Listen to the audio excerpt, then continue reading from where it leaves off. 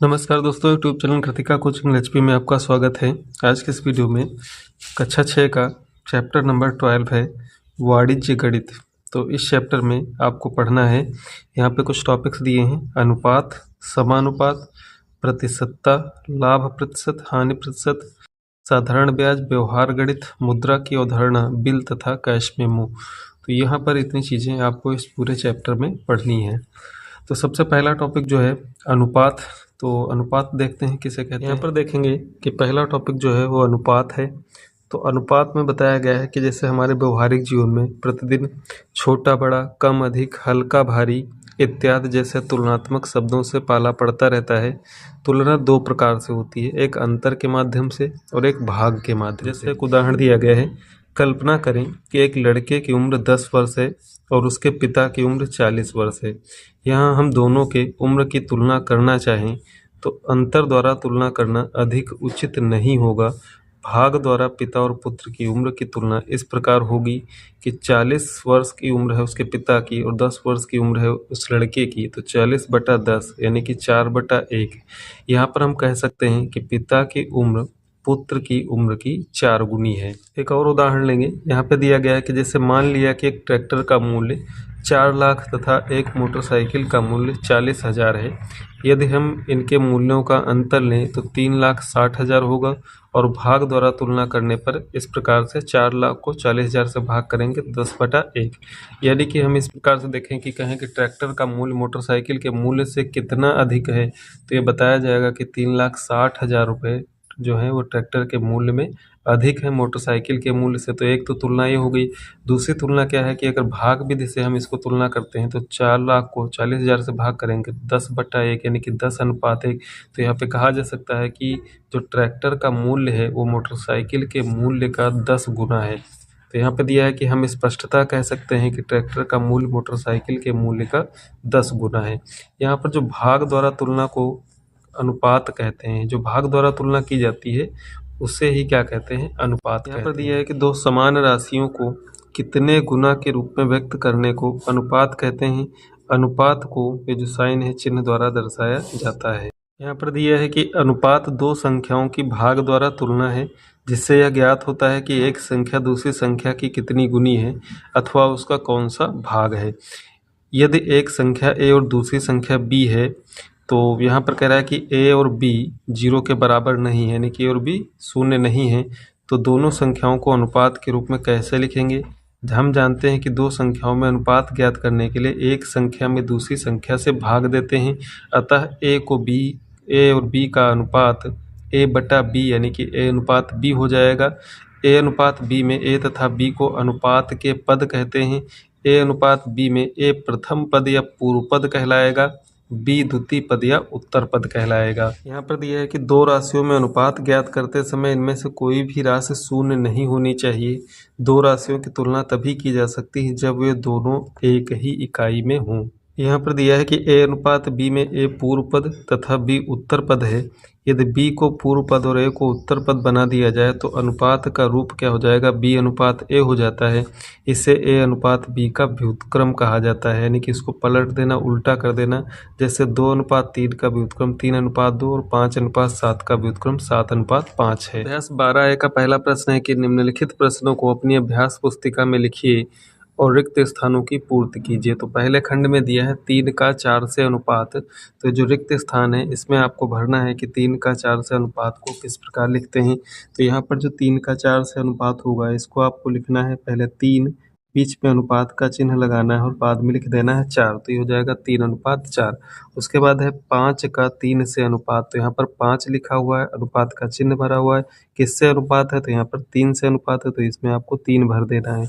इसके बाद यह 2:7 से अनुपात। तो यहाँ पर उत्तर पद यानी कि बाद वाला पद लिखा हुआ है, तो प्रथम पद यहाँ पर आपको 2 भर देना है। इसके बाद 4 का रिक्त स्थान है से अनुपात। तो यहाँ पर दूसरी संख्या आप देखते हैं कितनी है, 7 है। तो यहाँ पे आपको भर देना है 7। तो 4:7 से अनुपात 4:7 कहलाएगा। इसके बाद दिया है कि क्वेश्चन नंबर 2 अनुपात में व्यक्त कीजिए। यहाँ पर पहला दिया है 2 किग्रा का 500 ग्राम से। यहाँ पर आपको ध्यान देना है कि राशियाँ जो है अनुपात में एक जैसी होनी चाहिए, यानी कि यहाँ पर किग्रा है तो यहाँ पर भी किग्रा होना चाहिए, या फिर यहाँ पर ग्राम है तो दूसरी जो पहली राशि है उसमें भी ग्राम होना चाहिए। तो इस किग्रा को ग्राम में चेंज कर लेंगे। चूँकि 1 किग्रा 1000 ग्राम होता है, इसलिए 2 किग्रा 2000 ग्राम हो जाएगा। यहाँ पर जो पहला पार्ट है 2 किग्रा का 500 ग्राम से अनुपात ज्ञात करना है। तो चूँकि 1 किग्रा बराबर 1000 ग्राम होता है, इसलिए 2 किग्रा 2000 ग्राम हो जाएगा। अब इसको आपको लिखना है कि 2 किग्रा बटा 500 ग्राम बराबर 2 किग्रा को हो जाएगा 2000 ग्राम और 500 ग्राम यहाँ पर ग्राम में ही है। ये ग्राम ग्राम कैंसिल हो जाएगा और 500 से 2000 को जब भाग करेंगे तो आपको पहले 2 जीरो यहाँ से कैंसिल कर देने हैं 500 को और 2 जीरो 2000 के। तो ऊपर बचता है 20 और नीचे बचता है 5। तो 5 एकम 5 5 चक्कू 20। तो यहाँ पर 4/1 आ जाएगा। इसको जब अनुपात रूप में लिखेंगे तो हो जाएगा 4:1। इसी प्रकार इसके दूसरे पार्ट पे दिया है 5 का 12 से। तो यहाँ पर आपको 5/12 लिखना है और जब 5/12 होगा तो आपको इस प्रकार से 5:12 के रूप में लिख देना है। तीसरे पार्ट में दिया है 13 का 75 से। तो 13 का जो 75 से अनुपात होगा वो 13:75 होगा। इसके बाद चौथे पार्ट में दिया है 108 का 125 से। यहाँ पर देखते हैं कि 108/125 इसको पहले लिखना है। इसमें यदि कोई संख्या कटने वाली है अंश हर में तो उससे इनको विभाजित कर देंगे, यदि नहीं कटने वाली तो ऐसे ही पूरा पूरा लिख देंगे। तो यहाँ पर 108:125 108 का 125 से अनुपात हो जाएगा। क्वेश्चन नंबर 3 है कि निम्नांकित तालिका को अपनी अभ्यास पुस्तिका में लिखिए और रमेश तथा सीमा के प्रत्येक विषय के प्राप्तांकों को अनुपात में लिखिए। तो यहाँ पर आप देख रहे हैं एक तालिका बनी हुई है जिसमें एक तरफ विषय लिखा हुआ है हिंदी, अंग्रेजी, गणित, विज्ञान, कला और रमेश के अंक यहाँ पर दिए हुए हैं और सीमा के अंक दिए हुए हैं। इनका अनुपात आपको लिखना है। तो जैसा कि हिंदी में दिया है कि रमेश के अंक 60 हैं और सीमा के अंक 53 है, तो इनका अनुपात हो जाएगा 60:53। इसी प्रकार अंग्रेजी विषय में रमेश के 53 अंक हैं और सीमा के 65 अंक हैं, तो इसको अनुपात रूप में आपको लिखना है। तो इसी प्रकार से 53:65 हो जाएगा। गणित विषय में 75 और 62 हैं इनके, तो 75 अनुपात कितना हो जाएगा 62 हो जाएगा। इसी प्रकार विज्ञान विषय में रमेश के अंक 48 हैं, सीमा के अंक 55 हैं, तो इसको आपको लिख देना है 48:55। और कला में रमेश के 63 अंक हैं और सीमा के 71 अंक हैं, तो 63:71 लिख देंगे। चूँकि यहाँ पर जो संख्याएं दी हैं ये अपने सरलतम रूप में ही अनुपात है, क्योंकि इनमें कुछ एक के अलावा कोई कॉमन नहीं। इनका जब आप एचसीएफ ज्ञात करेंगे तो 1 आएगा, इसलिए ये इसी रूप में आपको लिख देना है। क्वेश्चन नंबर 4 है कि एक आयताकार खेत की लंबाई 29 मीटर और चौड़ाई 25 मीटर है। खेत की लंबाई और चौड़ाई को अनुपात के रूप में लिखिए। तो यहाँ पर आप देखेंगे खेत की लंबाई 29 मीटर, चौड़ाई 25 मीटर है। इसको जब अनुपात के रूप में लिखेंगे तो 29/25, उसके बाद 29:25 अनुपात इनका लंबाई चौड़ाई का अनुपात हो जाएगा। यहाँ पर देखेंगे खेत की लंबाई दी है 29 मीटर, खेत की चौड़ाई दी है 25 मीटर। लंबाई बटा चौड़ाई लिख लेना है, यानी कि 29 मीटर बटा 25 मीटर। मीटर मीटर कैंसिल हो जाएगा तो यह आ जाएगा 29:25। खेत की लंबाई और चौड़ाई में जो अनुपात होगा वो 29:25 होगा। क्वेश्चन नंबर 5 है कि निम्नांकित सारणी को अभ्यास पुस्तिका में लिखिए और रिक्त स्थानों की पूर्ति कीजिए। यहाँ पर एक सारणी में यहाँ पर अनुपात दिए हुए हैं, इधर पूर्व पद तथा उत्तर पद लिखा हुआ है।